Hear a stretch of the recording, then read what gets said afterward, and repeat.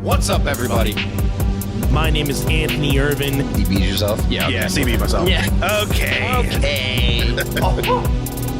I'm Jim Green. Don't even leave a hit of traffic light. Okay, good. Welcome to One set. Have you ever wanted to start your podcast but didn't know where to start? The One Set Bros are here to talk to you about Zencastr. Zencastr is the ultimate base podcasting solution and now the all-in-one podcasting platform, making podcasting easy. They've sure made it easy for us to be able to record our podcast and our episodes every week for you guys. Once you've set up your account, you're simply one click away from recording a high-quality podcast with studio-quality sound and up to 4K video with your guests. My personal favorite feature is their multi-layer backups, which ensure our recordings are always in the highest quality, even during unstable web connections. And if you thought you needed multiple tools and services for your podcast, Zencastr's all-in-one podcasting platform allows you to create your podcast all in one place and distribute to Spotify, Apple, and other major destinations. Go to zencastr.com/pricing and use our code OneSetPod, and you'll get 30% off your first month of any Zencastr paid plan. I want you to have the same easy experiences we do with all our podcasting and content needs. It's time to share your story. When you're talking about hydration is not only for people training for championships and marathons. We're talking about daily maintenance people. Jim, did you know that 75% of Americans are chronically dehydrated? I believe it, Anth. I mean, honestly, in my line of work, dealing with teaching children and also dancing with adults my age, younger and older, I can almost tell based off of how well people not just perform athletically, but how we carry ourselves and how we communicate back and forth, our facial gestures and just our energy alone. I can tell when somebody's sluggish and they're sleep deprived versus they're just sluggish because they're a dried up sponge because they are dehydrated, right? Absolutely. And for people like me who are working the 9 to 5 and, for me gigging at night, proper hydration is definitely crucial to maintain function throughout the day and keeping yourself energized. And that's why proper functional hydration is essential. And who's going to give it to you? Liquid IV, because Liquid IV is the #1 powered hydration brand in America. Their hydration multiplier is the one product you're missing in your daily routine. I like to use it first thing in the morning. I've been doing a lot of workouts here and there, so I pop it in my water bottle first thing in the morning. Gives me a little boost of energy of what I need. And, sometimes during the day when I'm doing that like 2 o'clock, rundown, I'll pop a little one, if not in the morning. It gives me a little bit of that energy that I need. With just one stick, you can hydrate real life 2 times faster than water alone, plus get essential vitamins and 3 times the electrolytes as the leading sports drink.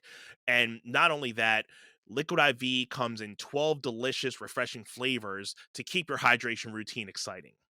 Yeah, Anth. I mean, for me personally, like my day to day, I'll wake up and pop a Liquid IV just to get my day started and start off with proper hydration. And then I am like required to be physically active between the hours of like 2 or 3 p.m. until 9, 10, 11, sometimes midnight if I'm doing a backup gig. So I'll do another one maybe around noon, 1 p.m. and that'll keep me going throughout the day.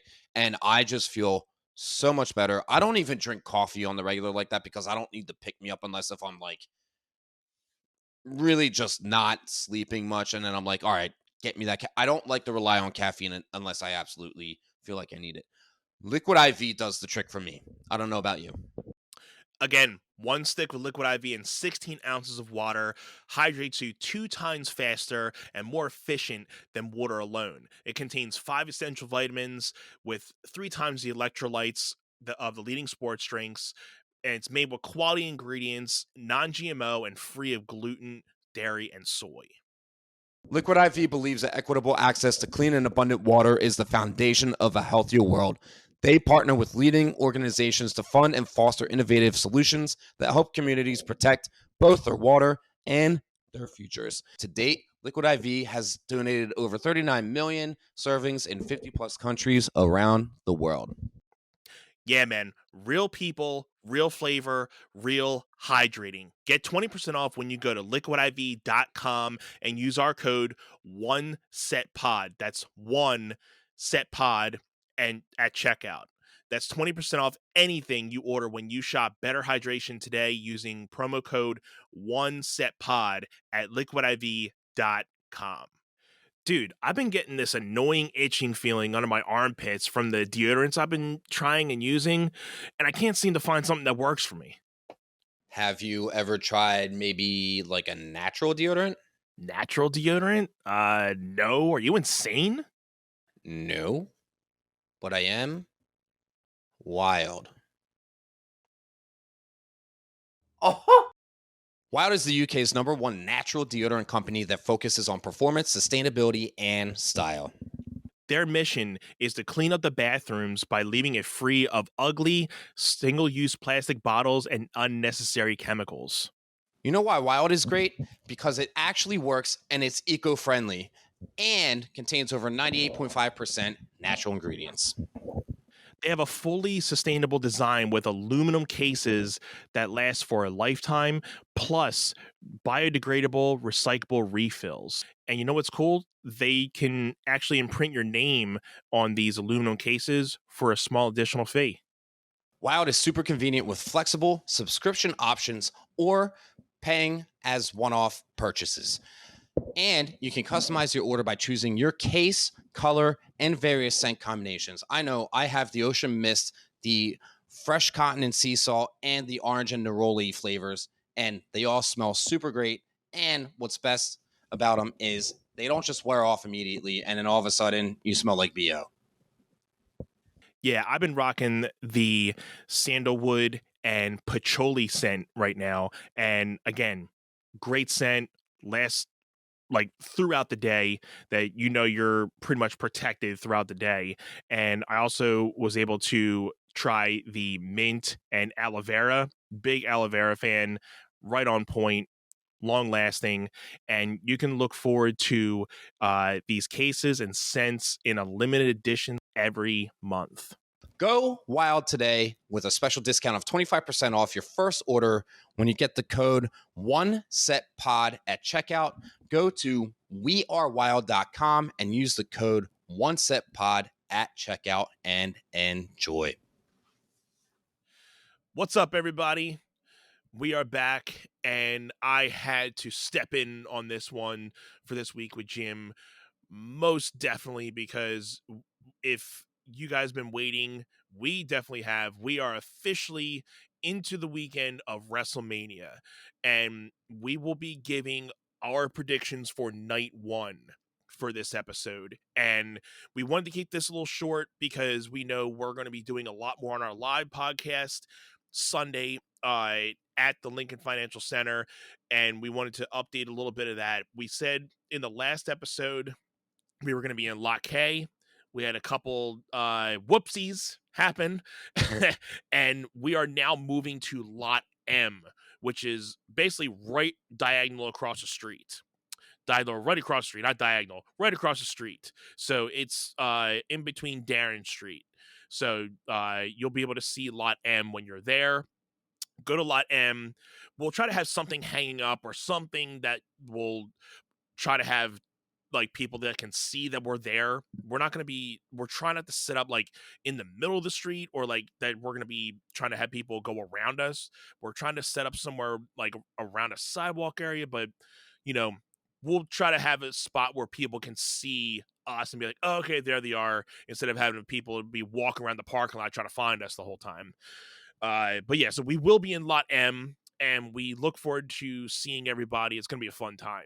So yeah, man, let's get this started with night one. This is obviously taken before we see SmackDown, the Hall of Fame. So this is just our predictions for night one of WrestleMania. So yeah, let's start from the bottom of the card, man. Dude, I am like, I don't get excited for things.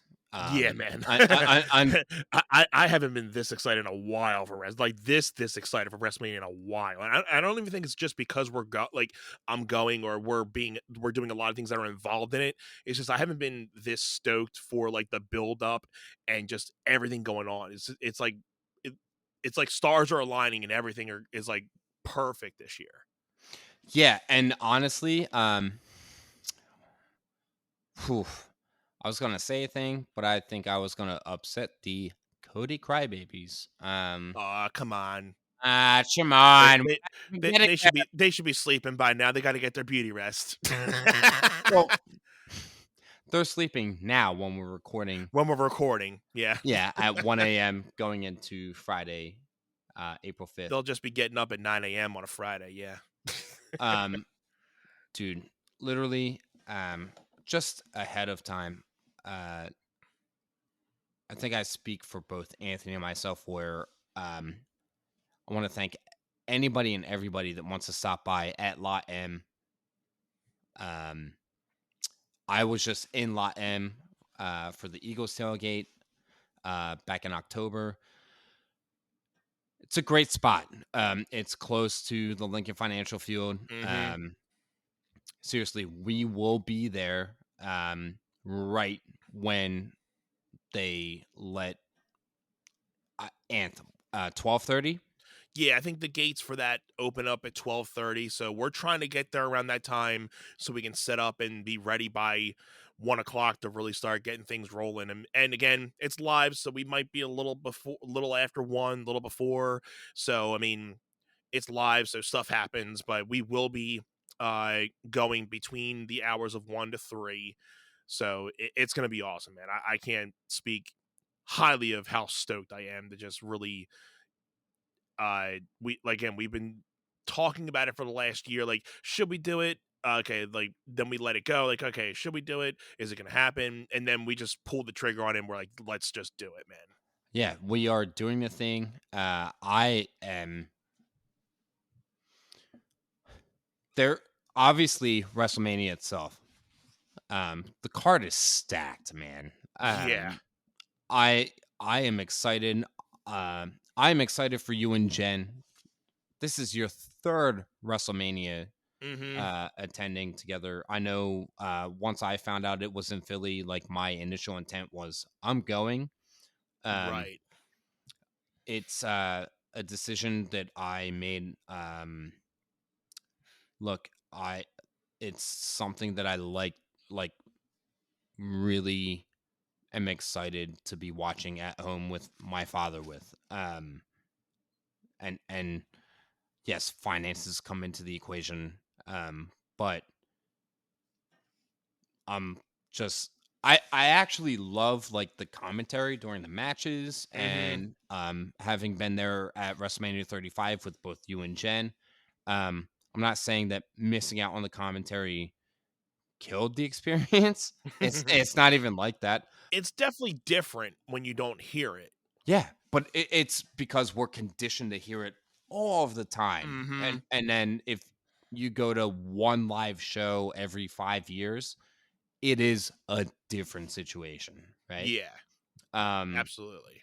so I think just knowing like, hey, the next day work things are a thing and I'm coming off of spring break from my studios, Mm-hmm. so having to be like mentally dialed into like, hey, I have like heavy work stuff going in. It was just the sensible situation for me.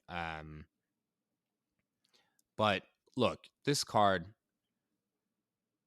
Yeah, I mean the night one in general is just like 7 matches, and I mean, again, for us, we're not excited about every single match. There are one or two that we're like, we can miss it if we miss it, it's whatever. But it's still gonna be like, there's not a point where it's like, okay, this match is just gonna blow. There's definitely not. I mean, I think there's gonna be entertainment in every single one of these matches, but there's definitely favoritism towards matches, obviously.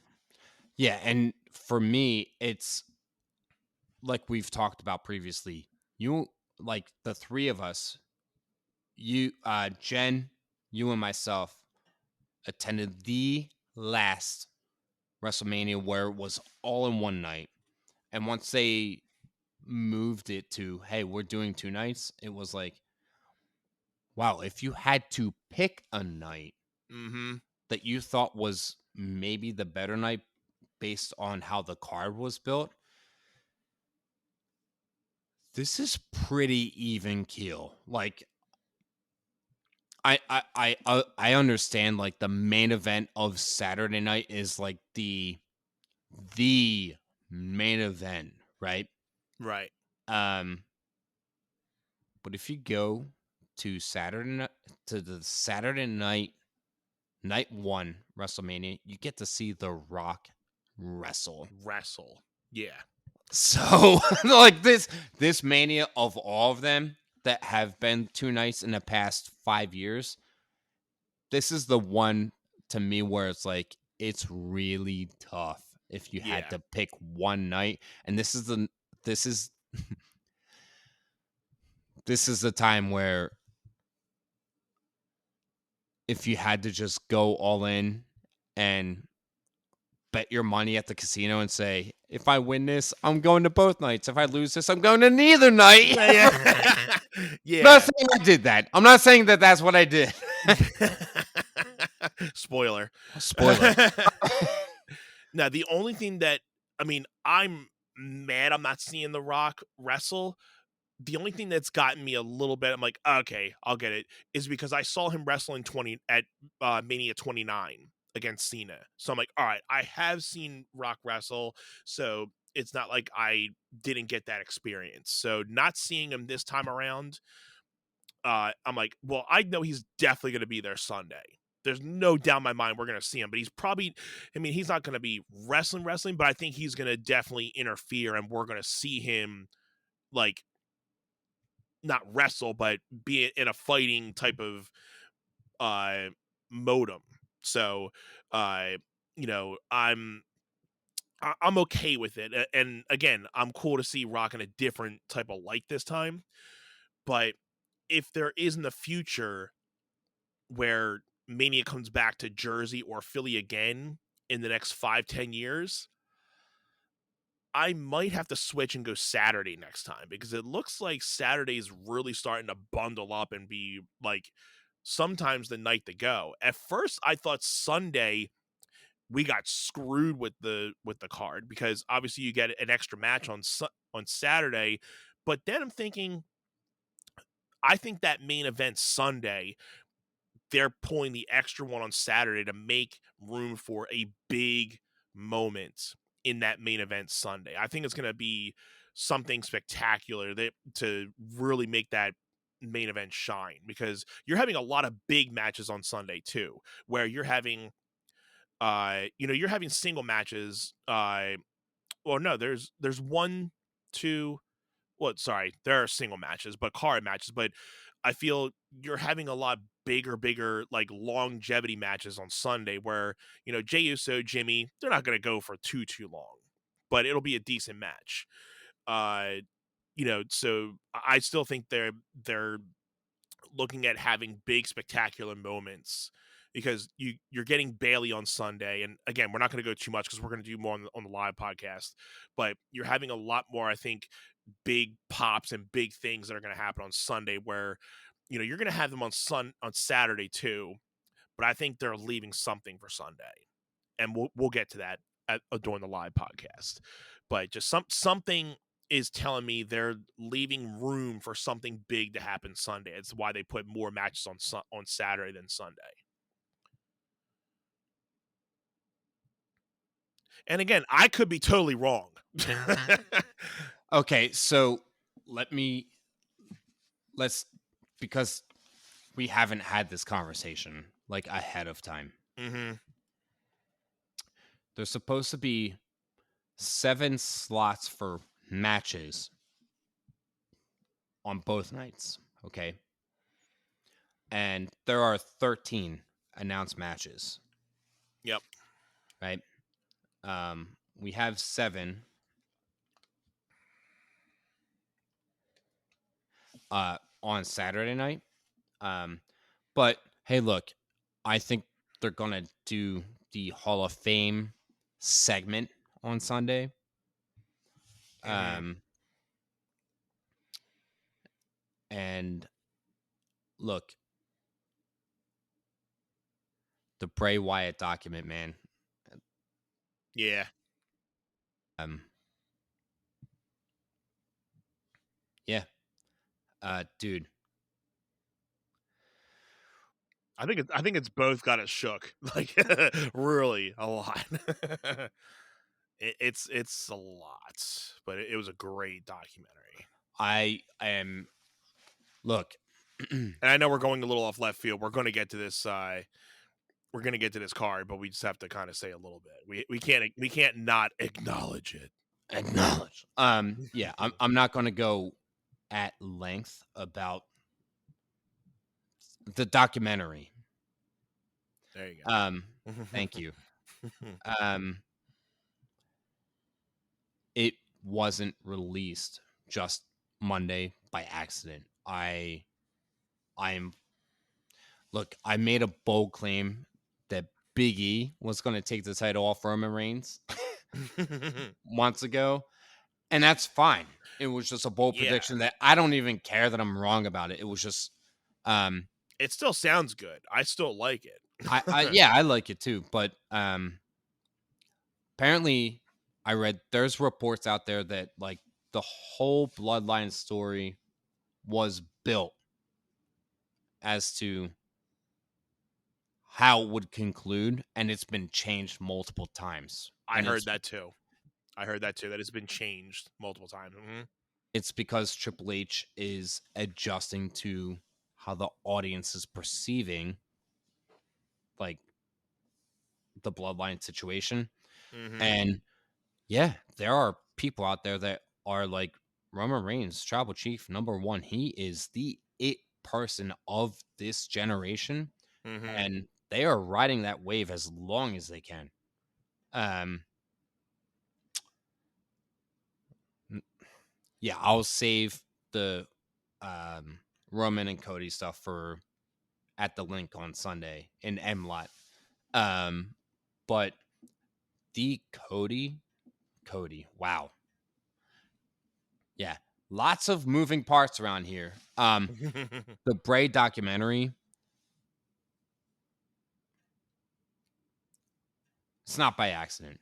If there is not some sort of Uncle Howdy, and by the way, um, Alexa Bliss Mm, situation this weekend, yeah. um, it might just be Alexa Bliss coming out acting like, oh yeah, hey, I'm here and I'm fine. Like I'm just Alexa Bliss, I'm fine. Um, it could literally be her being like out in the ring on the mic and just like, uh, I've missed everyone. It feels so great to be back. Like just being like old Alexa Bliss, Uh-huh. and then boom, lights go Mm-hmm. dark, and then Uncle Howdy. It could just be as simple as that, and Right. I will be all over it. And I will talk Same.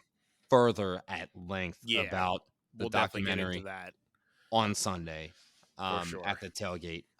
So with that being said, um, let's do the night one predictions. Let's get to it. Let's get to it. I'm a little surprised, a little, a little surprised.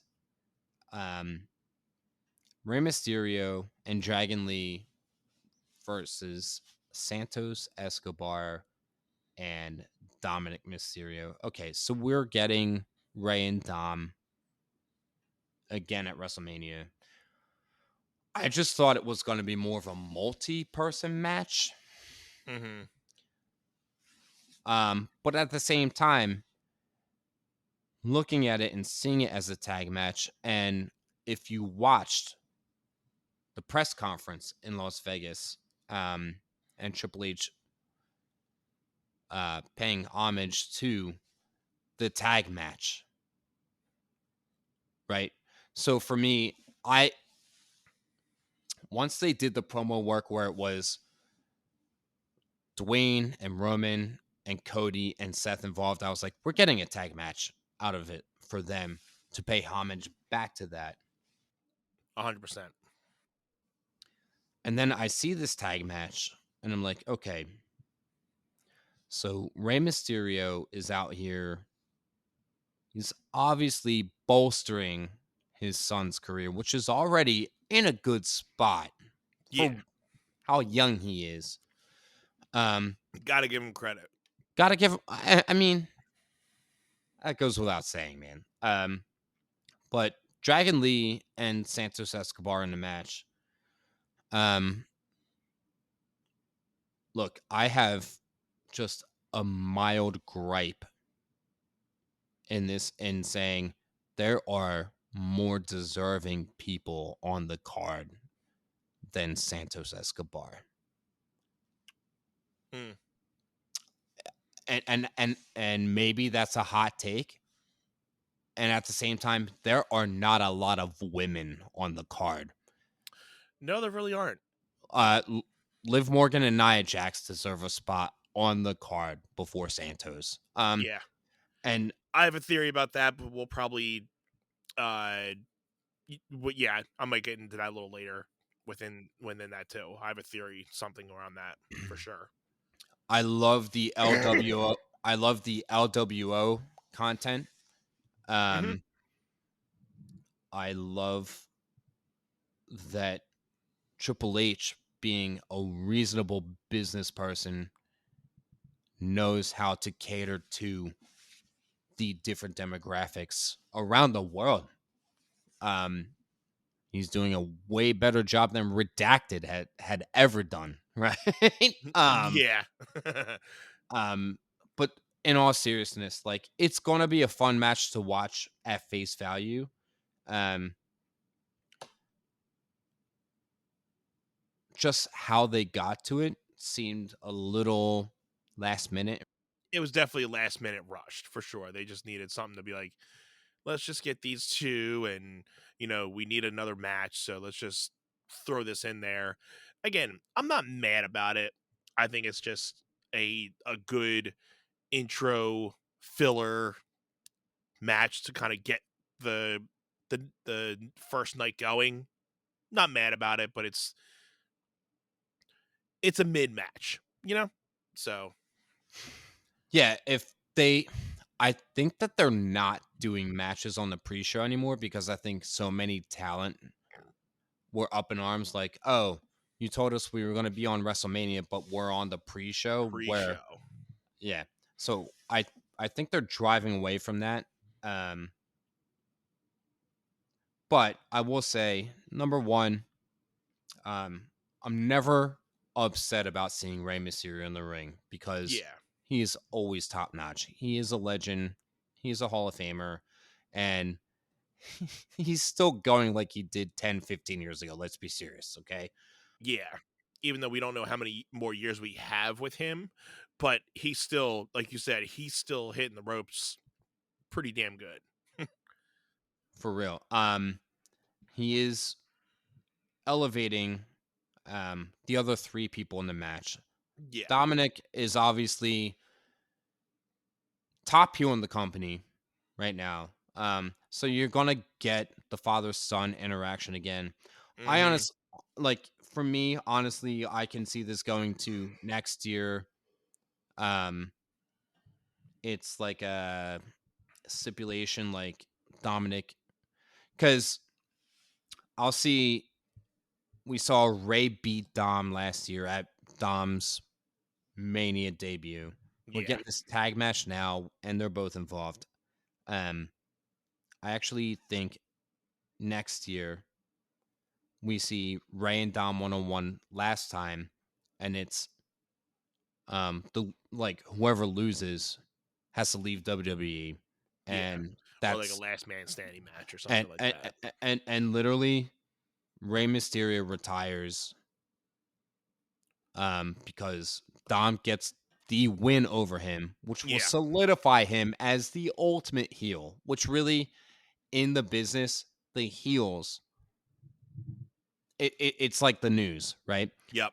There's way more worse news and negativity out there exposed versus, hey, look at how amazing and great this is. Look at all of these Hmm. accomplishments. And people just look over here and they're like, hey, what the fuck is that? Right. So, you're um, gonna you're gonna comment more on the negative stuff than you see positive. So like, oh, that's cool. But no, you see like oh, you see like a bad type of like heelish type of thing. Like, oh well, who said that? Let's talk about more about that. You know, that's the way of the world today. It's all about hate, hate, hate, hate, hate. yeah. Um, I think um, Dragon Lee versus Dominic Mysterio, once Ray retires, is the ongoing feud, fight forever. Literally. Mm, Because Dragon Lee is like, if it's not Dragon Lee, it's Axiom in NXT. If you don't know Axiom in NXT, he's fucking awesome. Okay. I I have can't. yet to see one of his matches, Okay. but Okay. So we're going to talk about that at the tailgate. for sure. For sure. Because I'm telling you, just super quick, and then we'll get into the next one. Mhm. Who is the most well executed, like, lucha libre or acrobatic type? I know in our time it was like Jeff Hardy was the high flyer. Yeah. Um, in more modern day, um, if you remember Adrian Neville or just Neville, Yeah. who is now Pac, Pac. the the the, the dude's executions and transitions were so spot on. Yeah. Um, Axiom is that guy Mm, in NXT that when you watch him, his transitions are smoother than butter, man. He nice. is so good. Cool. So getting Axiom up to the main card, it will happen. Um, but I do think just looking at this card, thinking down the road, because the match itself was just kind of last minute thrown together. But if you're looking to the future, it will be, hey, Dom is stepping outside of the Judgment Day. And the Judgment Day is like, what are you doing? Like, communication. So there's obviously broken communication within the Judgment Day. Yeah. And, You can and feel the Judgment Day starting to really dissipate a little bit. Nothing too crazy, but you can start to see the little needles and things starting to really dissipate everything. So you can see it with the Dom and everything, and yeah, it's definitely coming within this next year. That'll be the next one, other along with the Bloodline. The Judgment Day will be the next one that gets the big, like, explosion. well, and I think WWE Creative is smart enough now that they realize the Bloodline is like their top Hmm. billing priority, but the Judgment Day is a close second. That is like, I was gonna say they're right under him for sure. yeah, but the Judgment Day is also, there's no major stars other than Rhea Ripley, because let's face it, she's the best women's wrestler in pro wrestling right now. I'm Yeah. sorry. Someone wants to come at me about that, I will tell you to go kick rocks, suck eggs, everything in between, right? Well, if you remember from last year's prediction, I was saying, and I still stand by it, the fact that I think Rhea is going to be one of the ones that, you know, almost starts a lot of the feuds too, because she's gonna be like, "Hey, I've held my title for a little over a year. What the hell have you guys been doing?" You've been, I mean, the tag titles have been held by them, but other than that, they really haven't made a lot of moves with, and we're still waiting for Priest to cash in the Money in the Bank, which is going to happen this weekend. We'll probably talk more about that on the live podcast. That will happen this weekend. Yeah, he's cashing in this weekend for sure. We're gonna talk about that very soon. Okay. Look,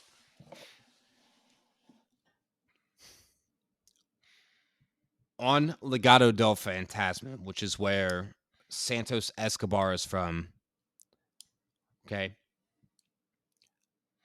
You have Elektra Lopez, who is like the female counterpart to Zelina Vega, who was with the LWO. Yeah. You heard it here first. Dom Mysterio got involved in this tag team match just because he needed to get at his father again. Yeah. Dominic Mysterio is going to wind up in some sort of crosshair affair situation with Elektra Lopez from Legado del Fantasma, and Rhea Ripley is going to find out about it, and it is going to create so much drama. I like it. I freaking love it because you know why? Rhea Ripley is going full blown face in the next 3 to 6 months. Because there's no way. Because she is literally I mean, hey, who's the last heel that you can remember that they were pushing as a heel and the crowd just loved them too much that they were like, oh shit, we gotta turn them face because they're so over right now. Exactly. I'm trying to think, and it's right on the tip of my tongue. But well, who was it? Now, there's a faction that was built to be super heels, and then overnight they were the biggest face faction for like 10 years, and they're called the New Day. New Day. Yeah. Yep. I do remember that. They tried to be heel so bad, but like that next week, everybody was just loving it. Dude, as we're just going on about the stretches of this match that we're like, yeah, we don't really care. There's a lot to be done with this. So, by the way, Rey Mysterio is winning, so it's like.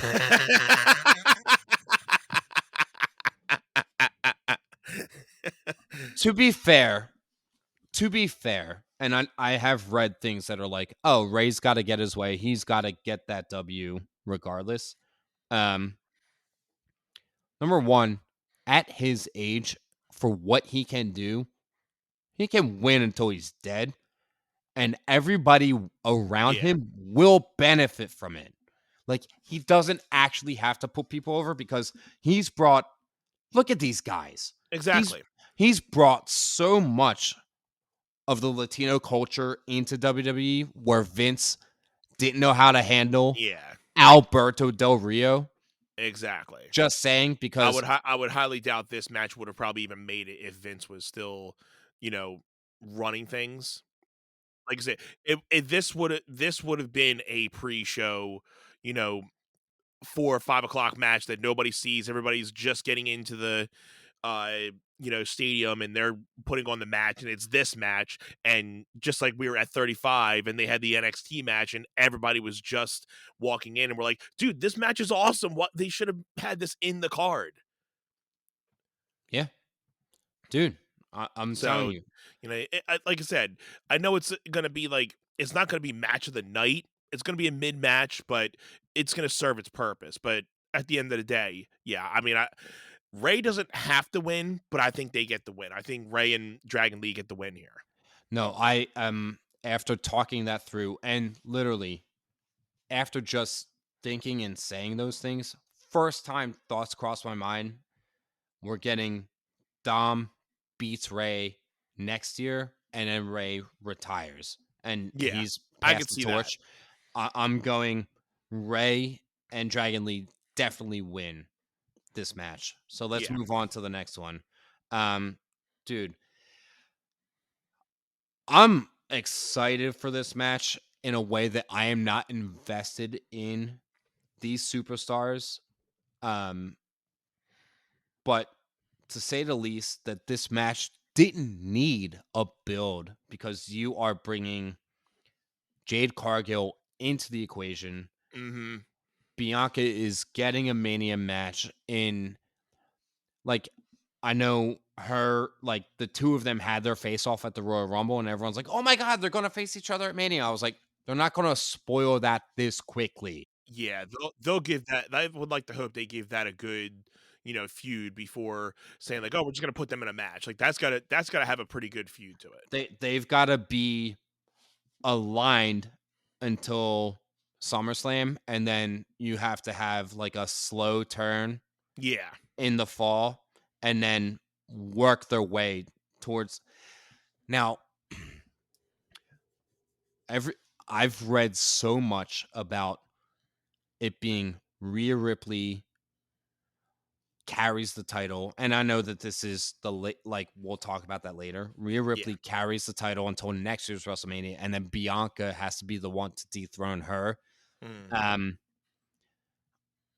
Like, I'm here for it, but I'm not sold on that being the end all be all at all. Right. Like just because I'm such a Rhea fan, Yeah. Mm-hmm. and I feel like the Becky coming in and just squashing Bianca thing, I get it. That happened, and then they rebuilt Bianca up, and then Bianca wound up beating did I say Bailey? Becky Lynch. Um, I think Bianca's a great face character. And maybe with Jade Cargill coming in, Jade is the face and Bianca goes heel, because I know Bianca does great heel work. So I don't know, man. I love Naomi in the match, and I know that both Jade and Bianca looked up to Naomi. So I know that the three of them are loving their situation. Mm-hmm. Dakota Kai is Dakota Kai. Dakota Kai. Yeah, she's just very much there, right? Yeah. To me, this match is pretty one-sided. If you'd like to take a good look, I mean, I think it's pretty obvious to me. You get, especially with Jade Cargill debuting, they're not gonna, they're gonna give her a good win for her first. I mean, who's to say your first WrestleMania match, or your first match in WWE is a WrestleMania match? Who can say that? You know, so uh, coming from like another organization from that, unless I mean, she was a well branded name already in AEW. She is the first person to come from AEW that is a shooing guarantee. Had no affiliation with WWE before. She is a shooing guarantee to be skyrocketed, definitely winning a women's championship. Oh yeah, she is top level tier. If you had to go with the four horsewomen, obviously Sasha Banks Mercedes is in AEW now. mm-hmm. Go ahead and slide Rhea Ripley into that number 4 spot. Jade Cargill is number 5. It's not Bianca Belair. I'm sorry, but Jade Cargill, like, they could be tied for 5th, and that's fine. Right. If anything, you're making more depth in the women's division. Thank God. Yeah. Thank God, They need because it was the 4 horsewomen, and everyone else was all the way down here. Yep. For everyone. A long time. Yeah. For a long, long time. So, like I've said before, getting a match on the card that is a women's match, that no titles on the line, that's telling for the growth of the women's division. It's like, hey, look at how attractive this match is. Granted, I am not like super invested in the match because, again, like you said, one-sided. The Jade, Bianca, and Naomi team is definitely winning. They're definitely winning.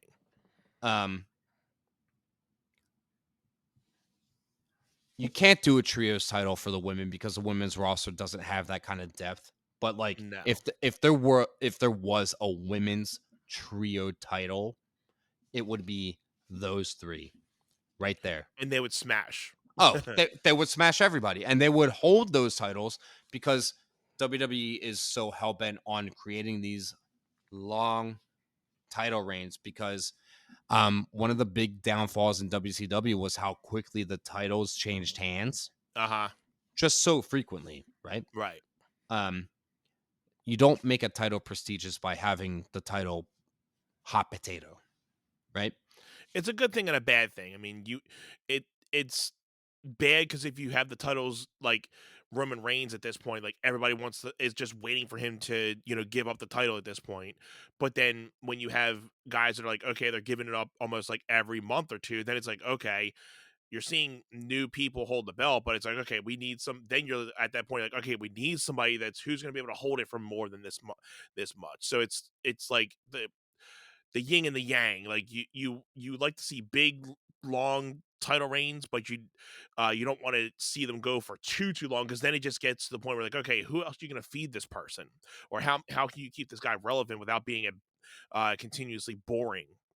And then on the other side, then it's like, okay, it's good to have it change, because then you get everybody, you get new champions pretty quickly. But it's like, okay, then it kind of becomes like the 24/7 champion. It's like, okay, is this even relevant anymore because it's so easy to get?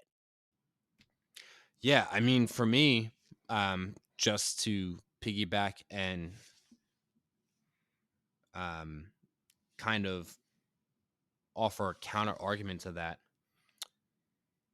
there is no title in WWE right now, and I'm talking main roster, I'm not talking NXT. Those titles are not moving hardly at all. I Mm. mean, Logan Paul has had the U.S. title since Saudi Arabia against Ray, Mm-hmm. and we're not going to talk about that match because it's not on night one. No. Um,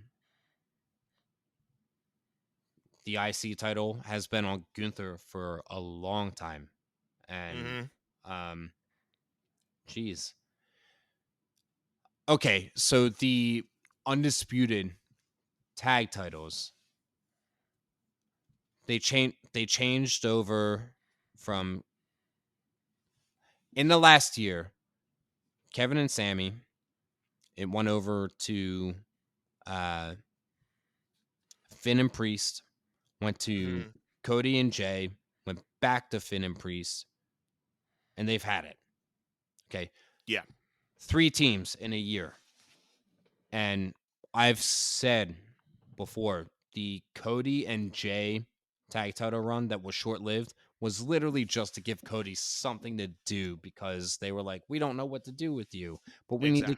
we need to keep you relevant because you're the top baby face that we have, that we've been trying to push, and they know how hard that job is. Um, and obviously Dwayne coming in,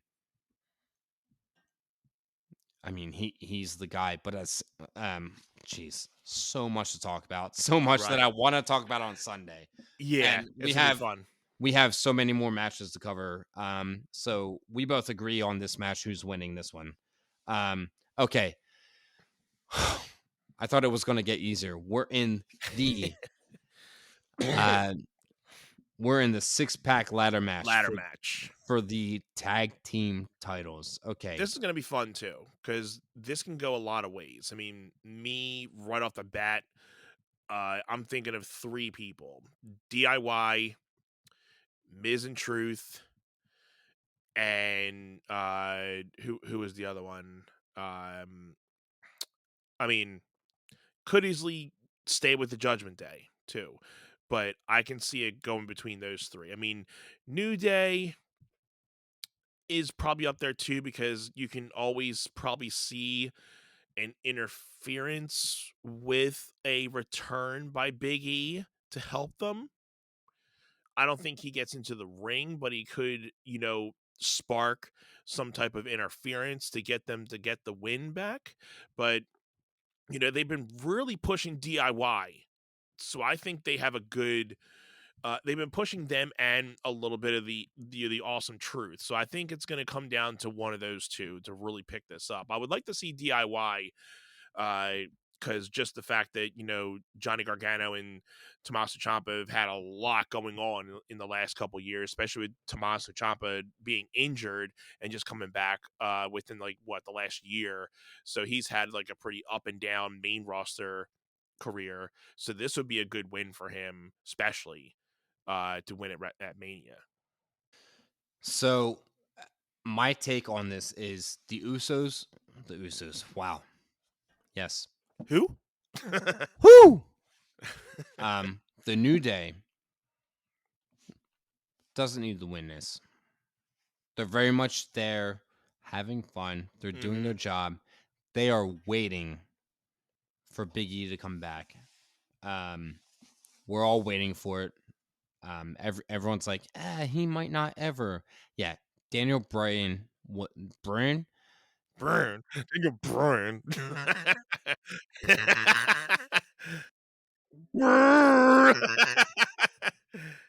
That's how aggravated he was when WWE wasn't clearing him, right?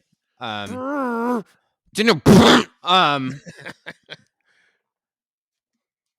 Yeah, New Day not winning either of those belts. Sorry to say. I have him at the bottom of the. That's why I had them at the bottom of my possibilities, because we've seen them. It's a possibility on the list, but like I said, Awesome Truth, DIY have the top two for me. Then Judgment Day. Nothing beneficial for them to get it again. Yeah. Nothing. I'm like, sorry to say, like, yes, they could win it and be like, oh, who wants to challenge us? Look at us. We've held these belts so many times. Look at us again. Yeah. That's not compelling television, right? New Catch Republic, Pete Dunne and Tyler Bate, they're too new. It's not happening. Yeah. Sorry. Nah. Although we're big Pete Dunne fans, but yeah, this isn't the one for him. It's too early for them. Okay. Grayson Waller and Austin Theory would be a step above them, but right. They're a fun like personality and act together right now. But they're not a solid tag team in that I'm like, oh yeah, put the titles on them. So no.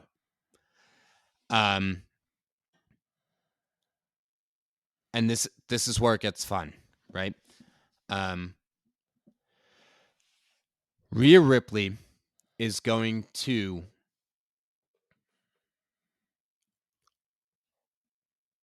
win. She's going to beat Becky Lynch. Yes. Dominic Mysterio and Santos are going to lose. Okay. Damian Priest and Finn Balor are going to lose both tag belts. Yeah. Okay. So I'm going to tell you right now, DIY is getting one of them. And they're going to SmackDown. Let's say. Yeah. Let's say they grab the blue belts. Okay. Yeah. That makes sense. The Miz and R-Truth are getting one of the belts and taking it away from the Judgment Day because it just makes sense, okay? I forgot they're hanging both of them separately, right? So two teams can technically win. Yeah, that's right.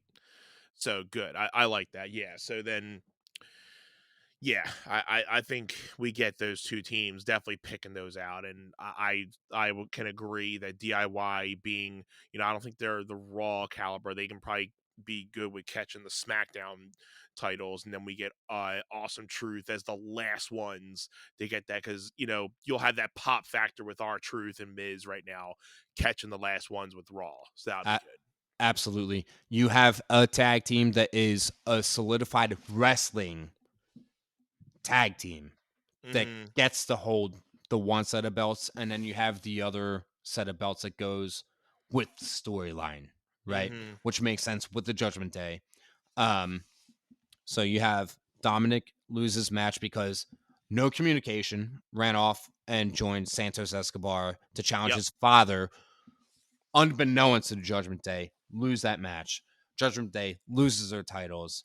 If we want to take a step further, it's Damian Priest cashes in his Money in the Bank and loses it. Yeah. And Rhea Ripley successfully defends against Retains. Becky Lynch. And she's like, what are you chumps doing? So, Mommy mad. mommy's always on top. And then she turns to Damian and says, you tried to proclaim that you were the leader of the Judgment Day? It's real weird because I was the only winner out of the bunch of you. And it's going to get her so fucking over. Yeah, I told you that's going to be the thing that's going to make the earth shake with the Judgment Day. It's going to come down to Rhea starting, hey, I've been holding this championship down and I've been winning. You guys couldn't even contain the tag belts and you just lost them again. And then, going to Dominic, you didn't even tell us about this thing. You went off and you lost the match. What's going on with everybody? That's going to be the earth shake that starts. And man, I probably thought it was going to happen a little sooner last year, but I would like to hope it's gets to that point this year. Dude, I'm telling you, the best thing about the Judgment Day is, and I mean, yeah, we've had cracks in the bloodline, right? Yeah. But there is a certain story to be told about Rhea Ripley being the true leader of the Judgment Day. Mm-hmm. It's a woman empowerment thing that I am very behind. Like, Yeah. I'm very good with it because she's the best one in the group. Let's be serious. She is, yeah. Let's be serious, okay? Dude, all for it. R-Truth and The Miz get the Raw belts, and DIY takes the SmackDown belts. All for it. I like that. Jey Uso, Jimmy Uso. Let's make this really short We're and gonna sweet. make this quick, yeah. Yeah. Jey Uso is winning this match. He is main event Jey Uso. Main event. And if we're talking about the bloodline overall,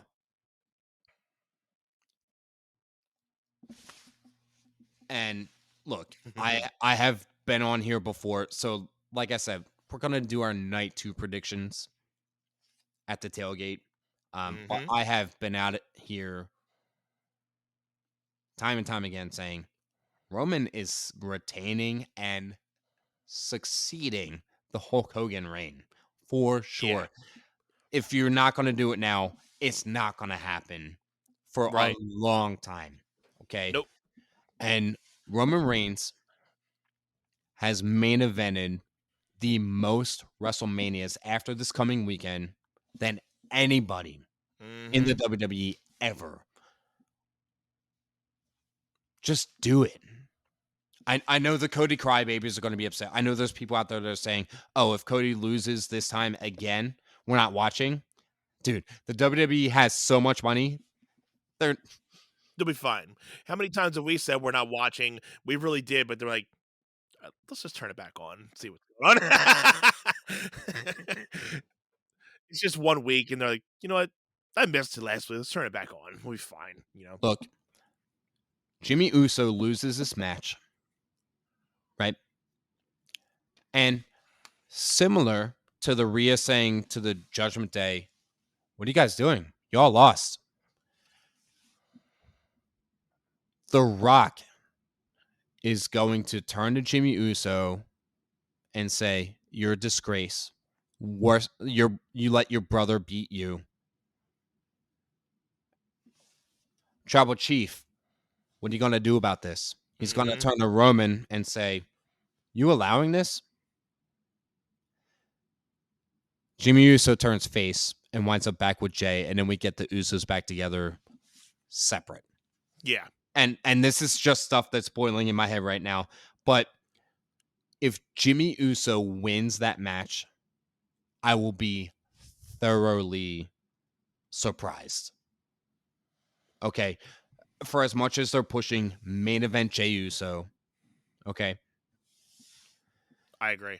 and I have said on here before, I I think Jey Uso is taking the belt. I think Alright. all good. You got it? Good. Yeah, I'm kind of losing a little bit of connection, but I'm All good. right. All right. I got the timestamp for when it clicked out. So you can catch it. I still think Jey Uso takes the belt off of Roman. I know that they're building Cody up to be the only one that can do it.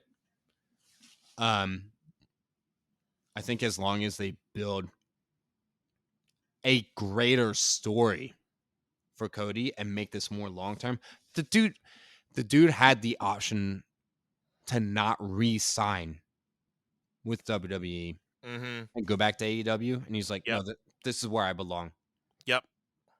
Um, and I think that Cody is smart enough to know that he is investing himself into the storyline for the better sake of the business, and it is drawing so much attention.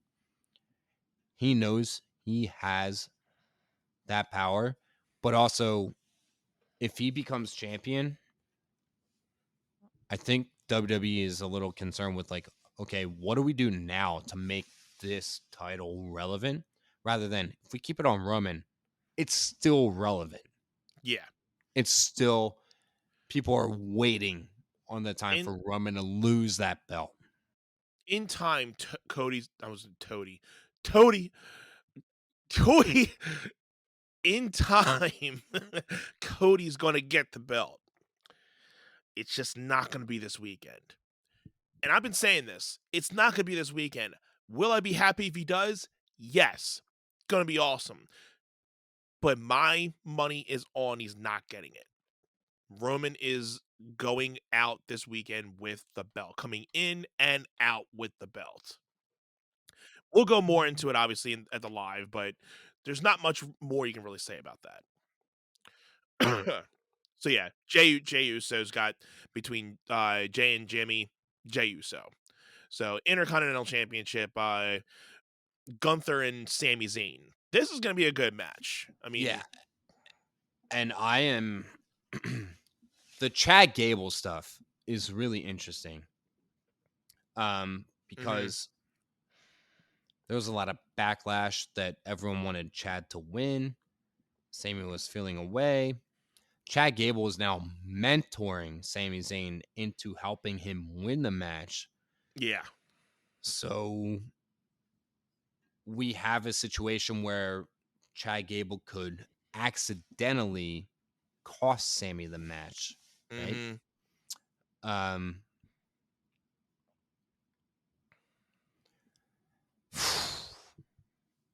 dude, I think. I think Gunther's retaining. Sammy's great. I'm a Sammy fan, but Gunther's just too good. there was more storyline reason for Sami Zayn to beat Roman Reigns at Elimination Chamber last year. Yeah, There's no investment here in me saying, "Oh, Sami Zayn has to beat Gunther." no, I would rather just Gunther retain. This is an easy one for me. because here's the thing, and we're just cutting to the chase. I'm cutting to the chase at this point. Gunther retains, and if this is probably one of the first big moments, if not, we already had some type of big moment, maybe in the ladder match. This could be the second or third. Well, probably second biggest moment. Gunther retains. He's out there. We get Brock Lesnar coming out, and then we finally start getting that Gunther and Lesnar match that everybody wanted to. Fantasy booking a little bit, but that would be a cool thing to kind of, start that feud as well. So we get that for SummerSlam.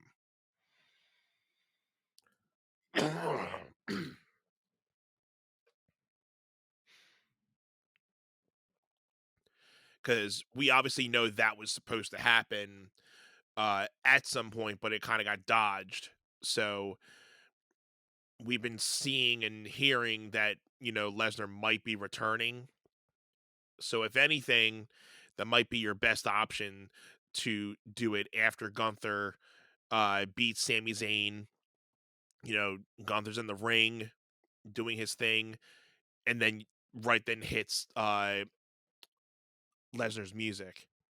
Big pop, because obviously at that point, I mean, Lesnar was still a face coming into it no matter what, but now he's definitely, a face in that position, because we know we're getting Gunther versus Lesnar, something we've been really looking forward to.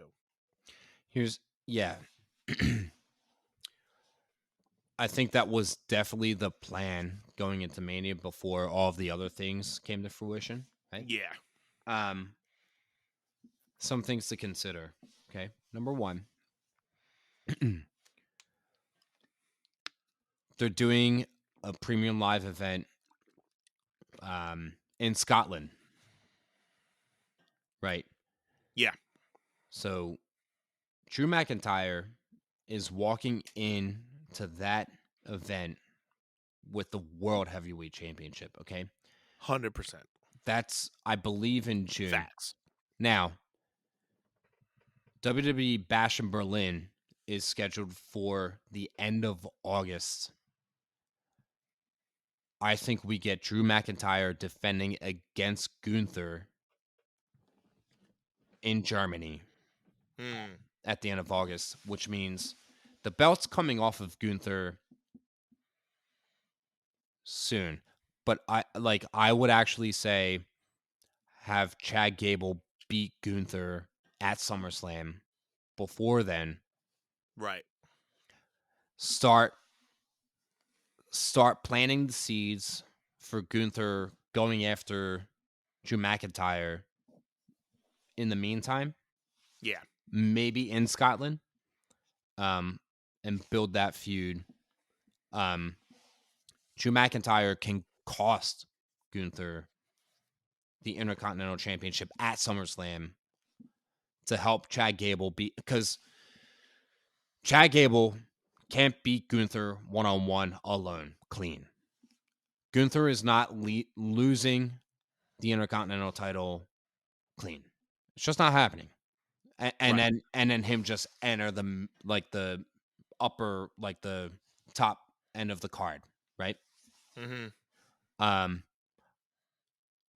I have Gunther retaining. Sami Zayn, oof. I think based off of the Bray Wyatt documentary, we are getting an Uncle Howdy and Sami Zayn. Sami Zayn is going to lose to Gunther and just go off the rails because he lost again after all of this preparation. He's going to take out his frustrations on Gable. He's going to turn heel. And then Uncle Howdy's going to come in and do what Bray did. Okay. And say the only way to appreciate darkness is removing the light.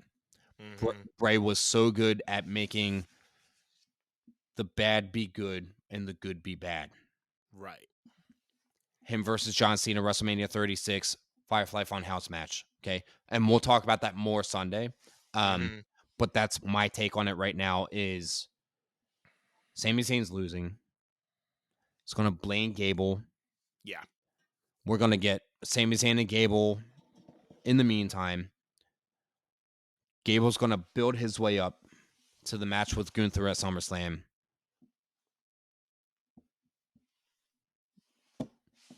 Gable's going to win the Intercontinental Championship, and he better be taken care of with that belt because he deserves it from an in-ring performer perspective. And mind you, he is not bad on the mic, not bad behind stage. Everything that's given to him, he's handled, and he deserves it. Okay. And for everything that they did with Sami Zayn, for him to be like, they made him look like a little crybaby, so to speak. Turn him heel again. He works great as a heel character. He's obviously lost all of the momentum that he had a year ago. Dealing with the Roman stuff, yeah. Yeah, it's gone. Okay, because they didn't know how to maintain his momentum. Mm-hmm. Make him heel, and then bring in Uncle Howdy. Okay, and that's all. That's all I want to say about Yeah. that. And then, kind of going off how you were saying, losing the spark, I think that's perfect to get into Rhea and Becky. I think I told you, Becky's spark with the whole man thing has plummeted in my book. I still like the man thing, but her persona for it has just gone down. I'm like, it just doesn't have any meaning to it anymore. It's just like, it's just a name at this point now. Like, I think she's just, I think she's ready to take a break. So, which I'm fine with. That her and Seth have a kid. Seth has a little bit of an injury. Give them time. Seth to heal. Them to be a family for a little bit. Take about another year off or something. They come back fully, rejuvenated. That's if they want to come back. I don't know. But yeah. There's, like we've been saying this whole episode, there's no way that Rhea's not walking out of WrestleMania without that belt. She is winning. She's the hottest female on that roster right now. So she is not losing. She's holding that belt. If not for another year, she's holding it for a little while. So I don't see anybody coming through her anytime soon, unless there's somebody on the up and up that just gets, into faction. But not even that Tiffany chick is going to be able to run through her. Rhea is on top, just like she says, like always. She's nothing more you can say. Rhea's winning. Becky's not winning, and I again, big Becky fan, but Rhea's got this on lock. Dude, 5 years ago, Becky Lynch was the most over person in the company. If it was 5 years ago, this would be a better situation, because then you'd have two big, like, face value people, but you're getting a very low quality Becky versus a high valued Rhea Ripley. Because even when Becky was high, it's almost like Rhea was down here when Becky was up here. Now it's totally shifted. So, it's a different time. So, yeah, I don't see anything happening but Rhea walking out of WrestleMania with the championship in this one. Just looking at the matches we talked about, this to me is the shoe-in most predictable win for me. Is Rhea. This will be an upset of the night if Becky wins. Yeah, because I don't see any. This will be the biggest upset of the night. I don't see any benefit in Becky winning. I don't see what it does for anybody involved. Hey, if Santos Escobar and Dominic Mysterio won that tag match that we talked about at the start, okay, good, okay, cool. There's probably more story to be told there because that story just started. Yeah. Right? If Jimmy Uso beats Jey Uso, okay, there's some tomfoolery. If you bring in one of the newest members of the Bloodline to interfere in that match to get Jimmy the win, wouldn't surprise me. Okay. Mm-hmm. Rhea losing this match to me would be the biggest surprise on this card specifically. Yep. 100%. I can't see Rhea not winning this match. And I don't think you and I even need to go any further than that. No, I don't see a reason. No, Rhea beating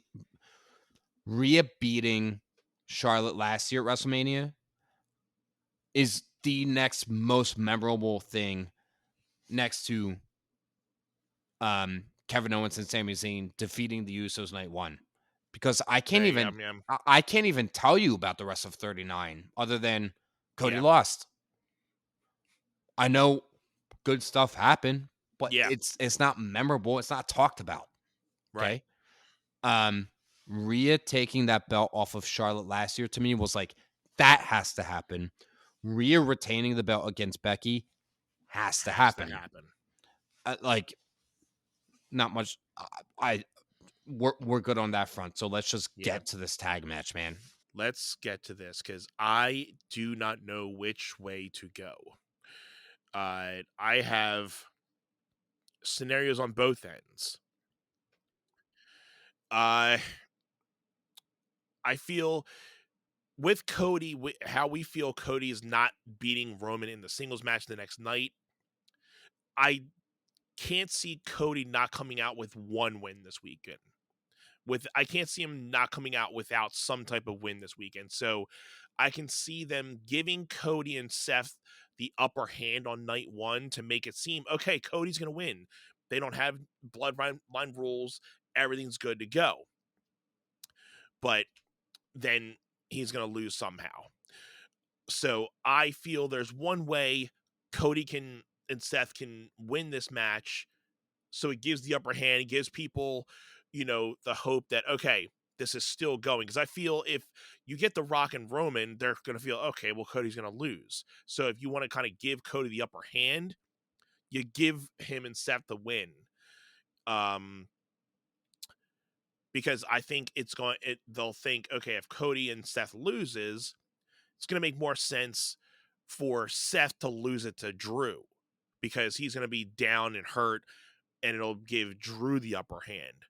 So, because either way, I think, again, we'll elaborate more Sunday, but I think we still feel Drew's going to win no matter what happens to Seth. On the other hand, with The Rock and Roman, I feel they can win because, then they have the bloodline rules for night 2. And, I still think there's going to be some type of setup The Rock is doing either in night 1 or night 2. I don't know what. I mean, if The Rock's going to hurt Roman in some way, it's going to be in night 1 to give Cody and Seth the win. Like, Roman and Rock, they seem like they're, vibing really good right now. But obviously, we have not seen them how they vibe in the ring yet. So there could be that like ring dust coming from Rock, Roman and Rock just not clicking. They're going to obviously dominate most of that match. They're going to give them the fact because they've been and it really just depends on what they do. I mean, it's obviously coming out Friday. Really depends on what they do on SmackDown tonight. But I feel they're going to hopefully give Cody the upper hand since Seth and Cody just got mauled on Monday Night Raw. So I would think they give Cody the upper hand leading into WrestleMania weekend. So my percentage of chances is that Cody and Seth win the tag match to give the leverage for Cody to try to get the win on night 2. But I can also see it being the other way too. So that's why I'm kind of 50-50. And I would be okay with either way it goes because I think it's going to be a brutal match for sure. Yeah, I mean,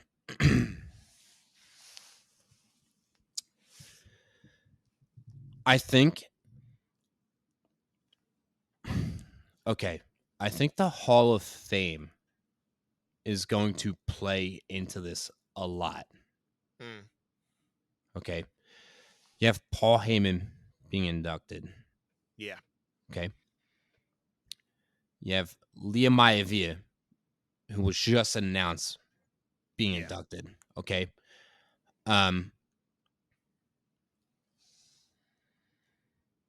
This WWE content right now is the best because of how unpredictable that this content is. I love it.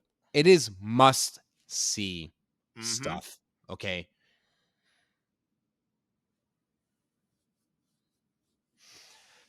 So I think that the obvious take is Brock and Roman are winning this tag match, right? And then they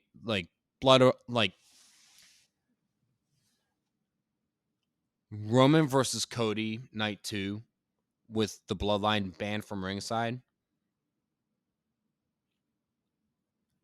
That doesn't make the match interesting, right? Mhm. And I'll come back to that in a second. Bloodline rules, which they teased on Raw this past week, which I'm glad that they did Yeah.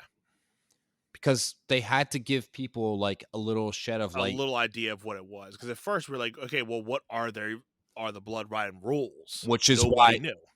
why they are thinking ahead of time rather than they're just flying by the seam of their pants. Redacted rules, right? The only swerve to this is I don't think that Cody is winning his match against Drew, and I don't think that Cody You mean is. Seth, but yeah. Yes, thank you. I think Drew is winning and again, talk about that further on Sunday. Uh-huh. Unless if there's like dissension created in the tag match Uh-huh. between Cody and Seth, where trust issues, right, from their past storyline. Totally good with it if that's like the story that they want to tell. Mm-hmm. And then we're all under the pretense, oh my God, Cody and Roman one-on-one without the bloodline involved. Seriously? Okay. If CM Punk is not the special guest referee in the Seth and Drew match, The Rock will appoint himself as the special guest referee between Cody and Roman. Night 2. Okay. Mm-hmm. He's going to play fair. He's going to do the whole Shawn Michaels, Undertaker, Triple H thing where he is impartial, unbiased. Yeah. Okay. And then at some point, Roman is going to start getting snippy with The Rock, Yeah. just like Triple H did with Shawn Michaels. Mm-hmm. Roman's going to get snippy with The Rock, and then Roman is going to go to pin Cody night 2, and he's going to do some slow count tomfoolery, and then Roman's going to be like, and then we're all going to be like, oh my God, The Rock is turning on Roman. Yeah. We'll talk about that more Sunday. Right. So let's just keep it to strictly night 1. Dude, this is a hard call. This is the hardest one to predict. Yeah, because this has implications for night 2, which is they figured out how to make night 1 and night 2 integrated so that you need to be invested in both nights. I think this is just going to have an interesting ending to it. I don't think I think just the match itself is going to be unpredictable, but the ending's going to be unpredictable. Like nobody would have thought it would have ended that way. Not even on the fact that who won, but how they won. I think that's how it's going to be. Well, do we get a double pin, no contest? I hadn't thought about that until right now. Yeah, that could be a possibility where, you just have like a double pin and it's like, okay, well, yeah, again, I just love how this is like in so many years we've had like predictable, where some of these matches are predictable, but the main event is like it can go either way. It's not predictable because, like you said, it can affect night 2, but it can affect a lot of things in the match to affect other matches. So it's like a bowling ball pin that if one thing goes, it's going to affect some other things along the line. So I love it. I love the fact that you don't know which way it's going to go, but there's going to be some type of crazy ending to this, and it's going to continue into night two. It's almost 2 a.m. and you have to get up for work early tomorrow. And just to secure my prediction, Yeah. I am going to say that Cody and Seth win a match only because I think The Rock can do whatever he wants. He is the final boss, and I think that he can present something on Yeah. Saturday or Sunday. I think there will be some type of trickery that The Rock or somebody will come up with that is like, oh, okay. So yeah, I think in the end, I think it makes sense because I feel if they're trying to not have Cody win on Sunday, I don't see him losing both nights. They got to give the baby something to get some type of happiness. Yeah, but also just to play devil's advocate here. Yeah. Let's say The Rock. Let's say The Rock pins Seth because Cody's not eating the pin on Right. Saturday night. Let's be serious. And Roman Reigns is not eating the pin. No. Yeah, so that makes sense too. So it could be Seth causing Cody. So he's like, "Oh, well, you made this harder for me." You know? Yeah, I this is why it's so Yeah. fun. I know, right? I actually think The Rock pins Seth Rollins, and it also creates the story of, is Seth actually in cahoots with the bloodline working against Cody Rhodes, Mm, right? Um like we said, Rock and Cody are not getting Rock and Cody. Roman and Cody are not getting pinned night one. And no, guess what? Dwayne Johnson is not getting pinned. not Okay. at all. Seth, okay. Full blown 100%. Seth Rollins eats the pin. And it also Yeah. just prolongs the storylines of, is Seth Rollins really sabotaging Cody Rhodes in the end? I'm still going with Cody and Seth win. So that'll be the match that we go 50-50 on. I think everything else we were pretty much same way. So I think I think we're good to leave it at the end where we're 50-50. Anyone that has been tuning in all this time, we will be in the M lot at the Lincoln Financial Field Sunday, April 7th, 2024. 4. 1 to 3 p.m. We're gonna have so much fun, man. Yeah. I can't wait to run into so many fans from who knows where. Yeah. Um, It's going to be a madhouse of good times, you know.